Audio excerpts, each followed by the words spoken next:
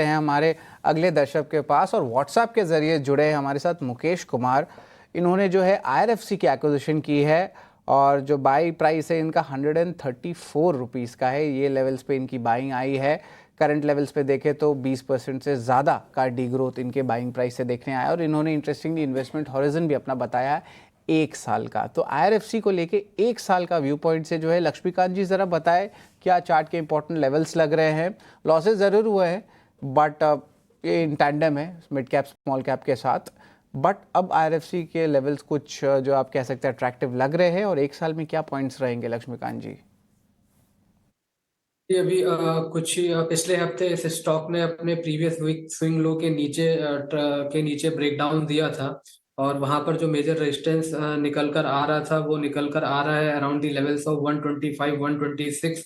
तो वो एक क्रिटिकल हर्डल जोन है IRFC के लिए। अनटिल अनलेस एक प्रॉपर ब्रेक थ्रू नहीं मिलता है 126 के ऊपर, इसमें सेलिंग प्रेशर थोड़ा सा बढ़ सकता है।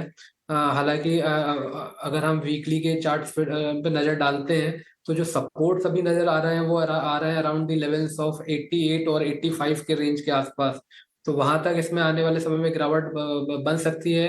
अगर इस क्रूशियल सपोर्ट पर 88 से लेकर 85 के जोन पर आकर अगर वहां पे कोई रिवर्सल पैटर्न बनता है देन आफ्टर वहां पर एवरेजिंग की सलाह दी जा सकते, हम दे सकते हैं। और वहीं पर ही वो अगर वो सपोर्ट को डिफेंड करेगा तभी एक पुल बैक हमें देखने को मिल सकता है इस स्टॉक में। ऑलराइट, चलिए तो ये सलाह IRFC पर आते हुए और देख रहे हैं शेयर बाजार सबका अधिकार। और चलिए अगले कॉलर को अपने साथ जोड़ते हैं। हमारे साथ दिलीप जी इस वक्त जुड़े हुए हैं। दिलीप जी नमस्कार, कहां से बात कर रहे हैं? गुड मॉर्निंग सर, मैं गुजरात नवसारी से बात कर रहा हूँ। जी दिलीप बताएं, कौन सा स्टॉक आपने लिया, किस भाव पे लिया है? सर मेरे पास कोचिन शिपयार्ड है 24 शेयर और मेरा बाइंग प्राइस है सर 1840।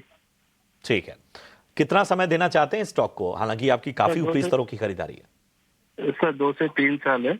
ठीक है, डिफेंस क्षेत्र की अग्रणी कंपनी है, लेकिन हमने देखा कि वैल्यूएशंस जो थे वो डिफेंस क्षेत्र की तमाम कंपनियों में लगातार बढ़ते जा रहे थे। बजट के बाद भी हमने एक करेक्शन देखा था, लेकिन हाल फिलहाल की गिरावट जो है वो काफ़ी ज़्यादा डेंट करती हुई आज भी देखिए 4% गिरता हुआ यहाँ पर। लक्ष्मीकांत जी मैं आपके पास आना चाहूँगा।